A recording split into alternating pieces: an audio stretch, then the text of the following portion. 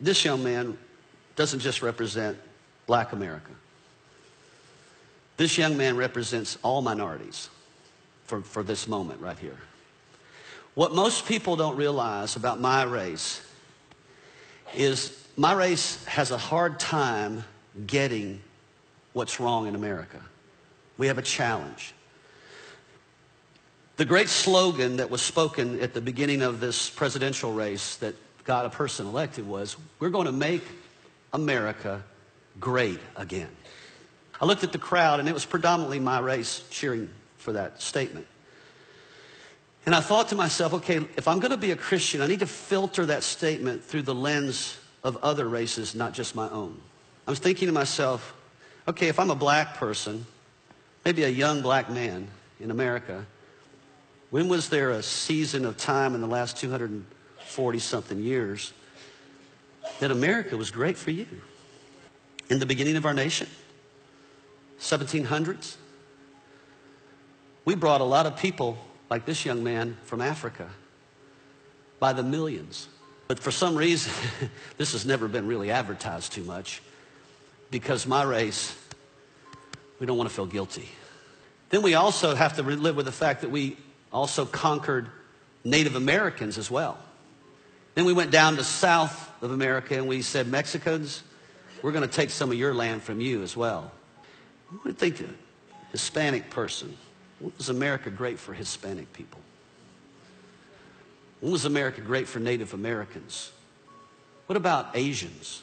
Was it great when Pearl Harbor happened and we took 120,000 Japanese from their homes in California, put them in camps for 4 years?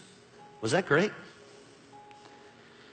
The only people that could honestly say maybe America was great would be me, my race. It was great for us. We had a lot of folks like this young man and other people serving us. And now, over the last few years, some of those people are rising up and they've had enough. And movements are starting and different things are happening in our nation that are saying, hey, we matter too. We are not the majority, but we matter too. And people like us are getting scared. We're getting fearful. Man, this nation is not like it used to be. Are we filtering that through the eyes of Jesus? Or are we filtering that through the eyes of our race? And so what Jesus would do in the middle of all this is he would take a person like this, a young black man and an old white man. We probably don't have a lot of things in common. The way we grew up, the society we live in. I don't get in my car and worry about a cop pulling me over. I don't worry about being treated unjustly in society like you do. I don't grow up with fear. Don't have those concerns. But I have them for you. And I care about you. And we've become a nation where God's no longer ruling over us. And that's why we're so angry at each other. And we're fighting with one another and we're in division over each other. And I can't see our government healing that. I can't see any president healing that. I can't see any leader healing that in society other than Jesus. And that has to start with us in the church. So, Jesus would take one of the disciples and he would wash their feet. He would pour water over their feet because the feet represented the dirtiest part of their body. Who in their right mind would want to wash somebody else's feet? Yet Jesus did that. And he said, you see how I'm doing this? You see how I'm putting my hands on your feet? What I'm saying by that is I'm trying to get you to see something. You're valuable to me. I'm not superior to you.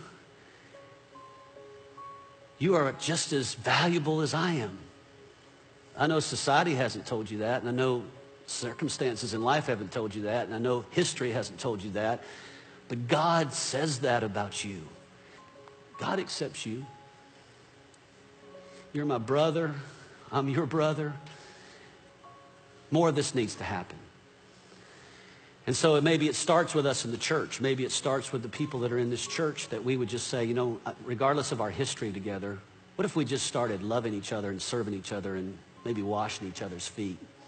I value you. I care what happens to you. I care what you experience in America. I care about the hurts and the wounds of your past. I care about the history of my race against your race. And I'm sorry. I repent. I didn't do it myself personally, but I take responsibility for my own race. Because Jesus didn't do anything to hurt people, but he took responsibility for them. We need healing in this relationship. We need to be one together instead of you doing your thing and me doing my thing. And so you're a good representation, not just of Black America. You're a good representation of all people that maybe haven't been treated with value, wherever they're from.